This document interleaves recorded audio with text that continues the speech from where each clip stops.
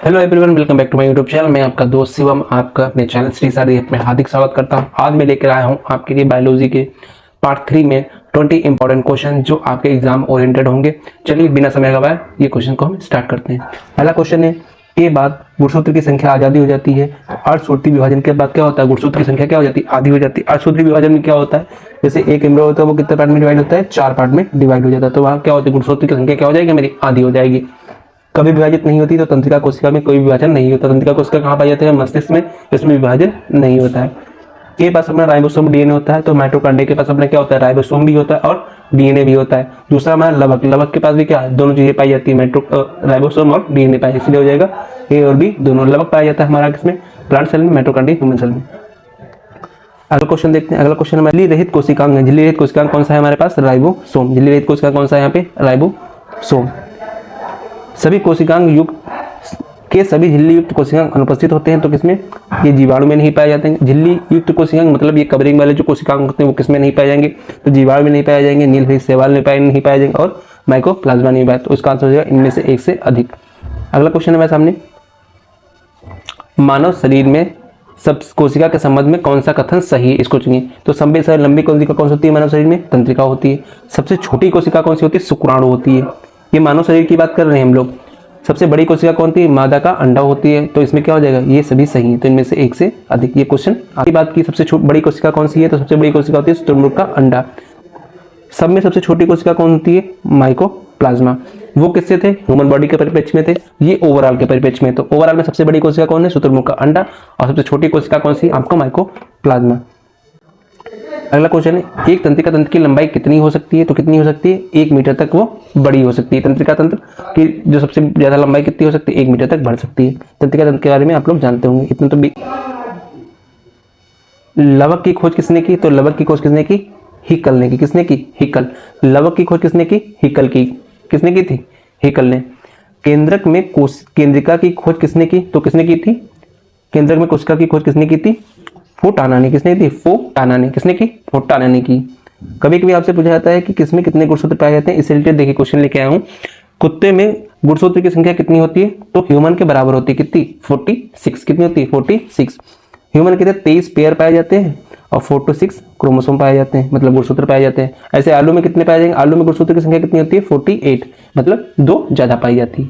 भारतीय कोशिका विज्ञान के जनक किसको कहते हैं? अरुण कुमार जी को कहते हैं। किसको कहते हैं? अरुण कुमार जी को कहते हैं।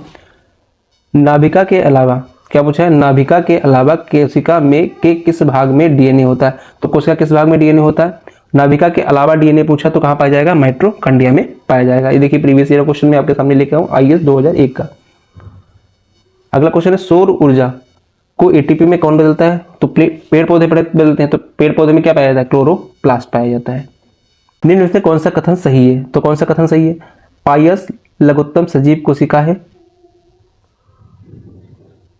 माइकोप्लाज्मा की कोशिका भी अमीनो शर्करा की बनी होती है, ये भी गलत। पायस लघुत्तम सजीव से नहीं, लघुत्तम सजीवी कोशिका कौन सी थी? अभी हमने पढ़ा था कौन सा? माइकोप्लाज्मा।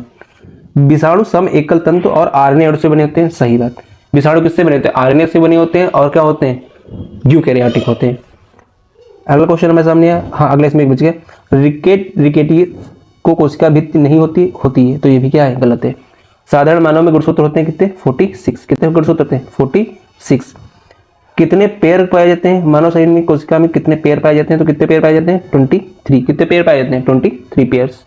जीवों में अत्यधिक विविधता का कारण है तो क्या होता है? उत्परिवर्तन, इसको हम बोलते हैं म्यूटेशन।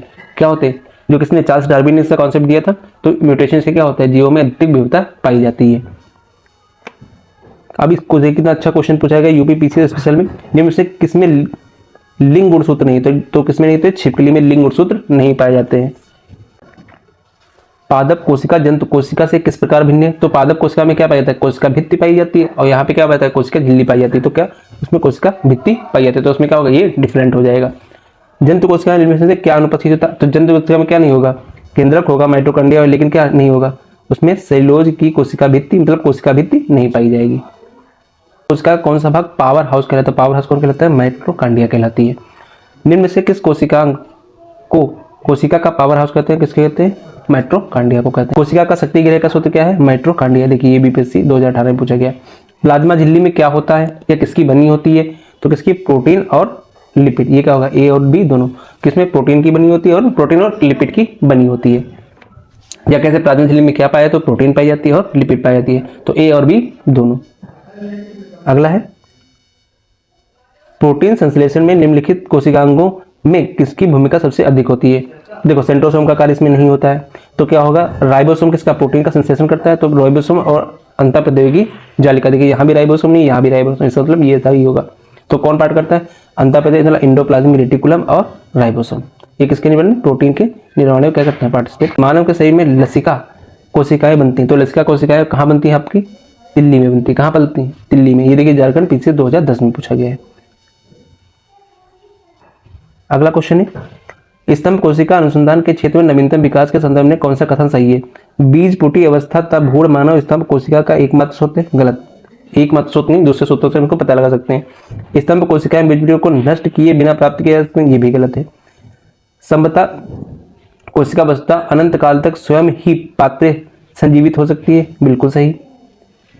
अगला कौन देखते हैं, अगला पार्ट कौन सा है इसका। एक भारतीय अनुसंधान केंद्रों में कुछ कोशिका रेखाओं का भी सृजन किया है जिनमें किसी प्रकार के उत्तरों को विकसित किया जा सकता है, बिल्कुल सही। देखिए हम लोगों को हाइब्रिड पेड़ वगैरह मिलते हैं, तो ये उसी का परिणाम है। तो इसमें क्या होगा, 3 और 4 क्या है आपके सही है, 3 और 4 क्या सही आपके सही है। अगला 133 नंबर देखते हैं। निम्न में से कौन सा कथन प्राणियों के स्तंभ कोशिका के प्रत्यारोपण के संदर्भ में असत्य है। इनका प्रत्यारोपण के समय क्या है, असत्य है। तो देखिए ये प्राणियों के जीवन भर स्वयं ग्रहण करती हैं, बिल्कुल सही है। ये अंगों को क्षतिग्रस्तों की मरम्मत करती हैं, बिल्कुल करती हैं। ये एक या एक से अधिक प्रकार के विशिष्ट कोशिकाओं को बनाने की क्षमता रखती हैं, बिल्कुल रखती हैं। तो क्या नहीं होता, ये केवल भ्रूण में पाई जाती हैं, ये बात गलत है। ये कहाँ पाई जाएंगी, पूरी बॉडी में पाई जाएंगी। अगला क्वेश्चन है प्रकमित कोशिका मृत्यु प्रोग्राम सेल डेथ के कोशिकीय आणविक नियंत्रण सेलुलर एंड मॉलिक्यूलर कंट्रोल को क्या कहते हैं, एमापोस्टिस कहते हैं। क्या बोलते हैं, एमापोस्टिस कहते हैं। इसको एज इट इज याद कर लीजिएगा। ये देखिए क्वेश्चन आया हुआ, ये एक वर्ड है, मतलब जैसे वन वर्ड होता है उस टाइप का एक वर्ड है, तो इसको आपको एज इट इज याद करना पड़ेगा।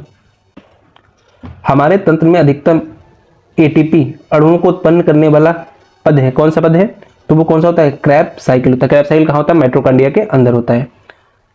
अगला क्वेश्चन है निम्नलिखित में से किसकी कोशिका में कोई एंजाइम नहीं होता है। तो किसकी कोशिका में कोई एंजाइम नहीं होता, तो विषाणु की कोशिका में कोई एंजाइम नहीं होता है, क्योंकि वायरस क्या होता है, ये सजीव और निर्जीव के बीच की कड़ी होता है, इसलिए इसमें कोई एंजाइम नहीं होता है। कोशिका का शक्ति स्रोत क्या है, अभी देखो पढ़ा चुका है, बार बार क्वेश्चन आ रहा है। ये देखो 64वीं यूपीएससी में पूछा गया है, तो इसका आंसर क्या होगा, माइटोकॉन्ड्रिया। क्या होगा, माइटोकॉन्ड्रिया। खोज किसने की, वाटसन एंड क्रिक ने। किसने की, वाटसन एंड। संवहनी वेसिकुलर पौधों में पानी को ऊपर ले जाता है, कौन ऊपर ले जाता है, अब देखिए पानी है तो पानी को कौन ले जाएगा, जाइलम। पानी को कौन ले जाएगा, जाइलम।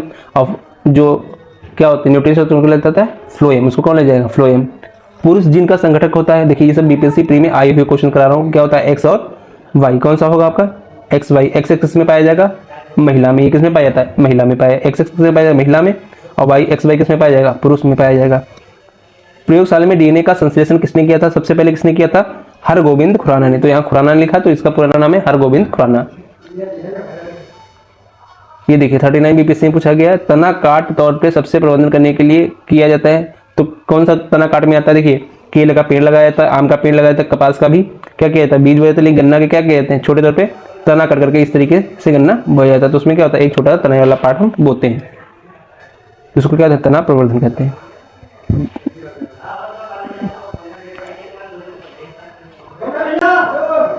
अस्सी % से अधिक सेल से पाए जाने वाला पदार्थ क्या है, तो 80% ज्यादा क्या है हमारे पास, जल।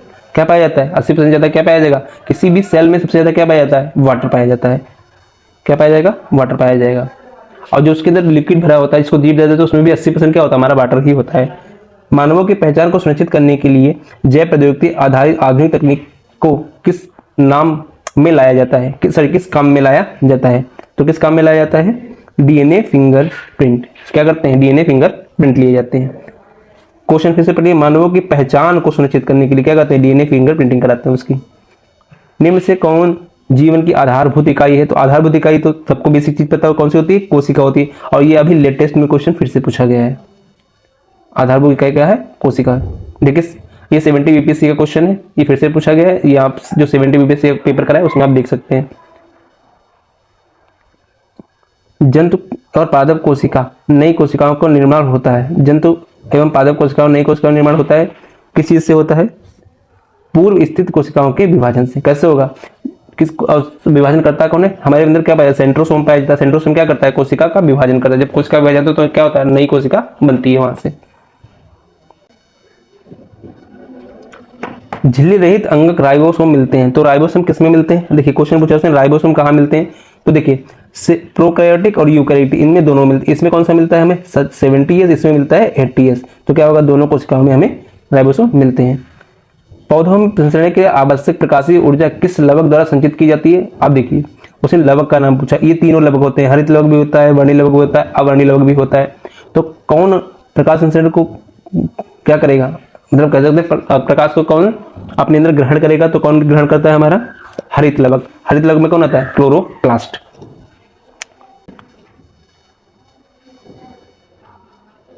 मानव शरीर में किस कोशिका में प्रोटीन संश्लेषण होता है? प्रोटीन संश्लेषण पूछा है कहाँ होता है, तो प्रोटीन संश्लेषण कहाँ होता है? हमारा राइबोसोम में। कहाँ होता है? राइबोसोम में। गाल्जी बॉडी क्या करती है? एनर्जी का ट्रांसफर इधर से उधर करती है। राजधानी में क्या होता है? वैक्यूल्स होता है जो किसमें पाई जाती है? पादप कोशिका में पाई जाती है। इसमें क्या होता है? इसमें वाटर और फूड क्या करते हैं? स्टोर करते हैं। और लाइसोसोम का क्या कार्य होता है? ये चीजों को नष्ट करने के काम आता है। जैसे कहीं भी चोट वगैरह लग जाती है तो देखा होगा वहां पे वो धीरे धीरे हील होने शुरू हो जाती है, तो वो किसकी वजह से हो रही है? वो लाइसोसोम की वजह से हो रही है। इसको क्या बोलते? लाइसोसोम क्या बोलते हैं? लाइसोसोम का दूसरा नाम क्या है? आत्मघाती थैली। जैव कोशिका में निम्न में से अनुपस्थित होता है। तो जैव कोशिका में अनुपस्थित क्या होता है? सेल्यूलोज की कोशिका भित्ति, क्योंकि इसमें माइटोकॉन्ड्रिया और केंद्रक पाया जाएगा। सेल्यूलोज की कोशिका भित्ति किसमें पाई जाएगी? प्लांट सेल में पाई जाएगी। डीएनए की श्रृंखला बंधी होती है। हाँ देख, काफी अच्छा क्वेश्चन है। डीएनए की श्रृंखला किससे बंधी होती है? हाइड्रोजन बांध से। किससे होती है? हाइड्रोजन बांध से। तो इसमें क्या बांध से होता है? एडेनिन, ग्वानिन, थायमिन और साइटोसिन। डीएनए बहुलक होता है। तो डीएनए बहुलक किसका होता है? डीएनए किसका बहुलक होता है? न्यूक्लियोटाइड का बहुलक होता है। डीएनए किसका बहुलक होता है? न्यूक्लियोटाइड्स का होता है। कौन से पाए जाते हैं? एडेनिन, ग्वानिन, थायमिन और साइटोसिन। चलिए आज के वीडियो में इतना ही रखते हैं। नेक्स्ट वीडियो में मिलेंगे आपके साथ कुछ नए क्वेश्चंस के साथ जो आपके एग्जाम ओरिएंटेड क्वेश्चन होंगे। अगर आपको वीडियो पसंद आ रही है तो वीडियो को लाइक कीजिए और चैनल को सब्सक्राइब करके बेल आइकन दबाना मत भूलिएगा। नई वीडियो के लिए आप बेल आइकन को भी दबा लीजिएगा जिससे आपको नोटिफिकेशन आ जाएगी। तब तक के लिए आप सभी को जय हिंद, जय भारत। मिलते हैं नेक्स्ट वीडियो में।